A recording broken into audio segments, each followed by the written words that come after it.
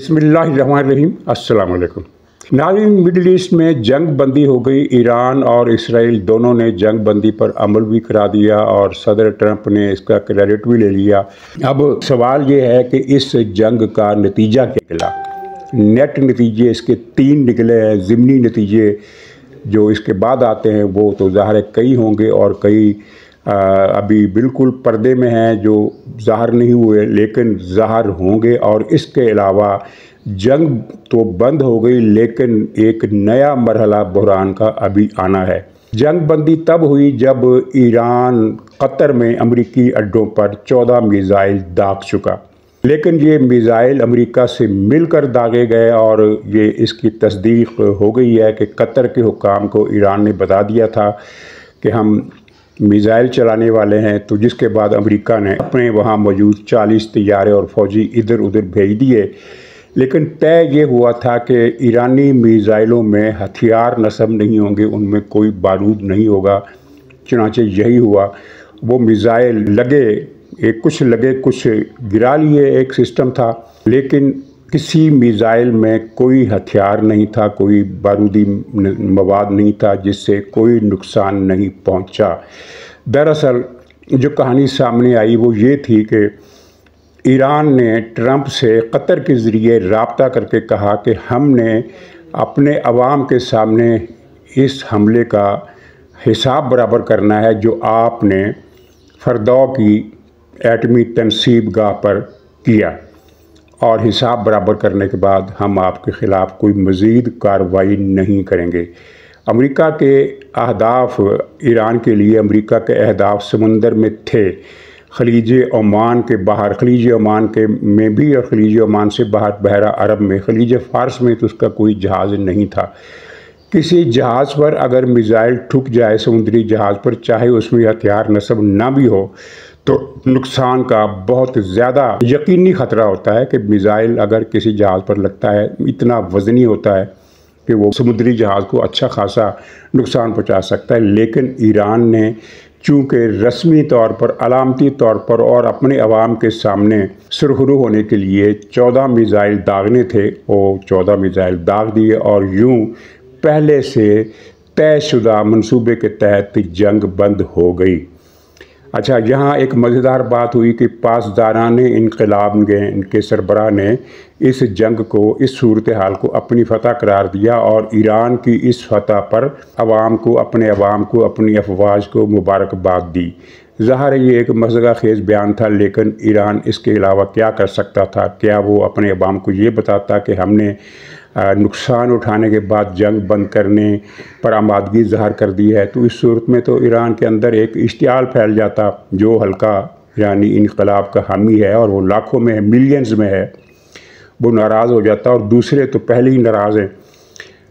लेकिन यहाँ एक और इससे भी ज़्यादा मज़े की बात यह है कि पाकिस्तान के टीवी चैनल्स पर बैठे हुए दिफाई मुबस्सिरीन, जिनमें से कई तो शक्ल से बज़ाहिर पढ़े लिखे नज़र आते हैं, लेकिन जब वो बात करते हैं तो पता चलता है कि ये इनके अंदर भी कोई छोटा मोटा मुशाहिद हुसैन बैठा हुआ है, जिसके नज़दीक अक़ल की बात करना एक शजर ममनूआ है। तो उन्होंने कहा कि अमेरिका झूठ बोल रहा है, फरदौ की तनसीब गाह पर ईरान का कोई नुकसान नहीं हुआ।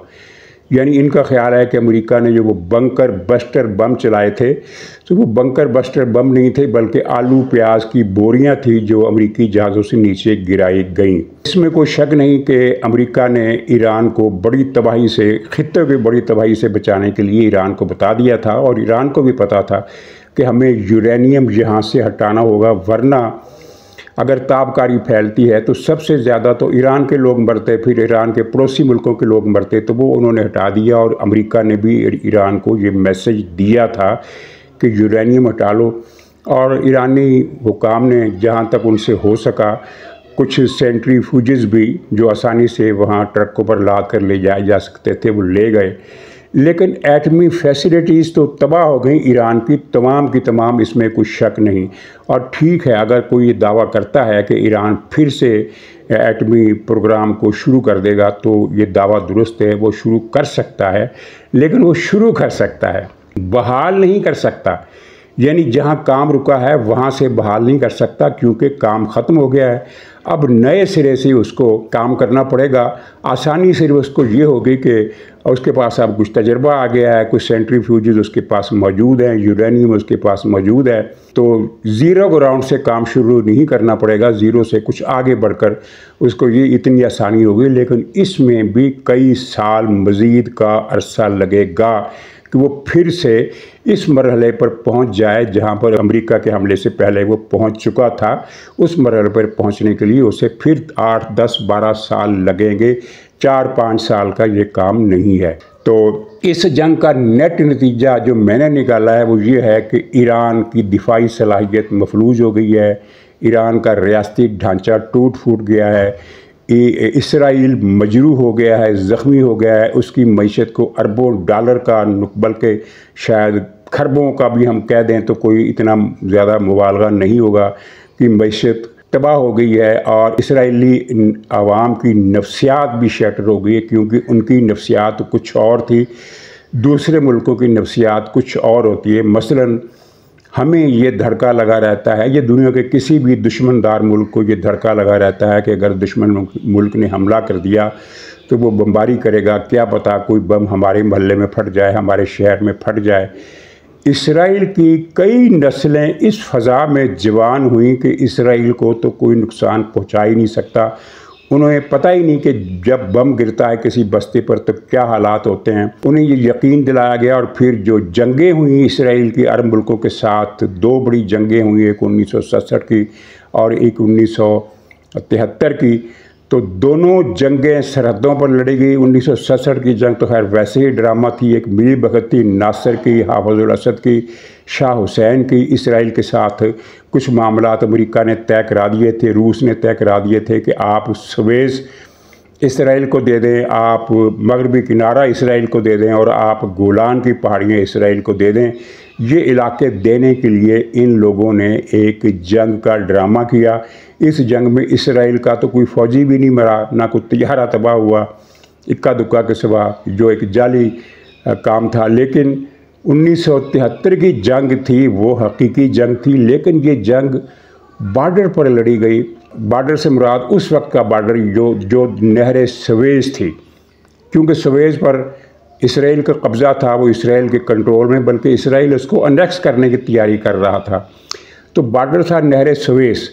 नहर स्वेज़ के दाएं किनारे पर, अगर शमालन जुनूबन देखें तो दायां किनारा बनता है, तो दाएं किनारे पर एक बार-लेव लाइन बना दी इसराइल ने, जिसके बारे में कहा जाता था कि ये बहुत मजबूत है, मिस्री फ़ौज उसे आसानी से तोड़ नहीं सकेगी। लेकिन मिस्री फ़ौज उसे आसानी से तोड़कर सहराए सीना के अंदर कम से कम भी 25-30 मील अंदर जाने में कामयाब हो गई। और लेकिन इसके बावजूद ये जंग इसराइल, जो मौजूदा इसराइल हमें शक्ल नक्शे में नज़र आती है, इसके बॉर्डर से बहुत दूर रही और वही उसका फ़ैसला हुआ। पहले मरहले में इसराइल को शिकस्त हो गई, दूसरे मरहले में मिस्र को शिकस्त हो गई, और फिर अमेरिका ने कैंप डेविड मुआहिदा करा दिया, जो अब तक चल रहा है और जिसके नतीजे में फ़लस्तीनियों पर कत्ल व गारत का एक बाज़ार गर्म कर दिया गया, उन पर क़यामतें तोड़ दी गई। इसराइल की नस्ल दर नस्ल ये समझती रही है कि वो बम खाने के लिए नहीं बने हैं, वो बम गिराने के लिए बने हैं। और फिर इसराइल ने पिछले अशरे में जो एक मिज़ाइल से तहफ़्फ़ुज़ देने वाली शील्ड हासिल की, आयरन डोम, फिर उसके बाद अमेरिका ने अपना थार्ड सिस्टम भी पहुंचा दिया, फिर एरो सिस्टम आया। तो इतना प्रोपेगेंडा था कि इस आहनी हिसार को दुश्मन का कोई मिज़ाइल, चाहे वो बैलिस्टिक हो, चाहे वो रॉकेट हो, चाहे वो क्रूज़ हो, क्रॉस नहीं कर सकता। और किसी दूसरे मुल्क के हवाई जहाज़, फ़ज़ाइया का तो सवाल ही पैदा नहीं होता, उनको तो इसराइली फ़ाइटर पहले ही गिरा देंगे। ये तसर एक जम गया। लेकिन ईरान से इस जंग में ये तसर टूटा और इसके नतीजे में इसराइलियों को हर रोज़ दिन में कई बार अपना काम काज छोड़कर घरों से उठकर लेटे हुए हैं, आराम कर रहे हैं या आराम करने की कोशिश कर रहे हैं या खाना खा रहे हैं, सारे बचता है और सबको दौड़ कर शेल्टर्स में छुपना पड़ता है। दिन में 6-7 मरतबा होने वाली इस परेड ने इसराइलियों के आसाब चरखा कर रख दिए हैं, तोड़ कर रख दिए हैं। और इसराइल के अंदर अब ये सोच है कि भाई निकलो इस मुल्क से, यहाँ कुछ भी हो सकता है, यहाँ हमारी जान ख़तरे में। और यहूदी अपनी जान के बारे में दूसरी कौमों से ज़्यादा हसास हैं। इस बात का जिक्र कुरान पाक में भी मिलता है, और जिससे ये तस्वीर बनता है कि ईसाइयों के मुकाबले में, मुसलमानों के मुकाबले में दूसरे मज़हब की कौमों के हवाले से की निस्बत इसराइली यहूदी बनी इसराइल की ये कौम, बनी इसराइल की ये भटकी हुई गुबराह सरकश और गंदे DNA वाली कौम मौत से ज़्यादा डरती है, और ये मौत की तमन्ना नहीं करती जिस तरह दूसरे लोग मौत की तमन्ना कर सकते हैं। तो ये बुज़दिल फ़ौज, ये बुज़दिल कौम, ईरानी मिज़ाइल हमलों के बाद से इनकी नफ्सियात बदल गई है, इनकी सोच बदल गई है, इनकी क़ुव्वत कार बदल गई है। इसराइल को जो नुकसान पहुंचा वो अलग है, जो वहाँ भगदड़ मची है वो अलग है, जिस तरह वो रोए हैं दीवारी गिरिया के पास जा जाकर वो किस्सा अलग है, और जिस तरह उन्होंने अमेरिका से फरियादी की हैं कि हमें बचाओ वो अलग है। ओवरऑल इसराइल ज़ख्मी है, उसका इज़्माद भी वो नहीं रहा। हाँ, नेतन्याहू को एक फ़ायदा हुआ है, और वो ये है कि उसकी मुखालिफत जो थी इस हद तक थी कि कहा जाता था और बार बार कहा गया था कि इसकी हुकूमत किसी भी वक्त ख़त्म हो सकती है, कभी भी अदम एतमाद आ सकती है, कभी भी अवामी एजिटेशन हो सकता है, कुछ भी इसके साथ हो सकता है। लेकिन अब नेतन्याहू की अपोजिशन कमज़ोर पड़ गई है और इसकी पोजीशन मजबूत होगी। यही मामला सदर ट्रंप के साथ हुआ है। सदर ट्रंप की रिपब्लिकन पार्टी में भी मुखालफत बढ़ गई थी, और वहाँ 53% लोग ये कह रहे थे कि हमें इसराइल की इस हद तक हिमायत नहीं करनी चाहिए। अमेरिकी मीडिया सदर ट्रंप के पीछे हाथ धोकर पड़ गया था कि ये पागल आदमी है, ये कर दे। लेकिन अब इस जंग में जब वो ये दावा करता है कि मैंने इसराइल और ईरान में अमन करा दिया, तो ट्रंप की पोजीशन भी फ़िलहाल मजबूत और महफूज हो गई है। इस जंग में सबसे ज़्यादा घाटे में रहा ईरान, जिसका फ़ौजी इंफ्रास्ट्रक्चर सारे का सारा तबाह कर दिया गया है। कोई शक नहीं, ईरान के पास पैसा है, वो इसे दोबारा बहाल कर लेगा। लेकिन आप समझते हैं कि जब किसी मुल्क का फ़ौजी स्ट्रक्चर तबाह हो जाता है तो उसे दोबारा बहाल करने में टाइम भी बहुत लगता है, मुश्किल भी बहुत होती है और पैसा भी बहुत लगता है। ईरान की टॉप क़यादत, चोटी के तमाम साइंसदान वो सारे मार दिए गए हैं। ईरान का कोई फ़ौजी अड्डा मौजूद नहीं है, महफूज नहीं है। ईरान की रिफाइनरियाँ तबाह हो चुकी हैं, ईरान के पुल स्ट्रेटेजिक नौइयत के वो तबाह हो चुके हैं। बहुत सारी फ़ौजी और माशी अहमियत की इमारात दर्जनों बल्कि सैकड़ों के हिसाब से तबाह हुई हैं। और ईरान की वो सलाहियत जो मिडल ईस्ट के लिए, इलाके के लिए ख़तरा बन सकती थी, उसका बड़ी हद तक ख़ात्मा हो गया है। अब ईरान के पास मिज़ाइलों की एक तादाद तो मौजूद है, कहा जाता है कि 2000, 1500 या इससे भी कुछ ज़्यादा मिज़ाइल मौजूद हैं। और जो लांचर वो बाहर थे वो तो हमलों में तबाह हो गए, लेकिन जो लांचर सीलोज़ के अंदर थे जो पहाड़ों के नीचे हैं, और जहाँ एक वर्टिकल सुराख करके छत में बलाई सतह पर वहाँ उनके निकलने का रास्ता बनाया गया, वो जो इनके सीलोज़ है उनको तबाह करना इसराइल के बस की बात नहीं है। वहाँ बंकर बस्टर बम ही चल सकते हैं जो कि अमेरिका नहीं चलाएगा। और वैसे भी लगता है कि ईरान के मिज़ाइल प्रोग्राम से अमेरिका को मसला नहीं है, अमेरिका ने जो चाह वो कर लिया। अब ईरान ये कह रहा है कि हम दोबारा अपना एटमी प्रोग्राम बहाल करेंगे। ईरान एटमी प्रोग्राम बहाल नहीं कर सकता, उसे नए सिरे से शुरू करना हो सकता है। उसने यूरेनियम बचा लिया, उसने कुछ सेंट्रीफ्यूजेस भी बचा लिए, लेकिन फैसिलिटीज सब तबाह हो गई।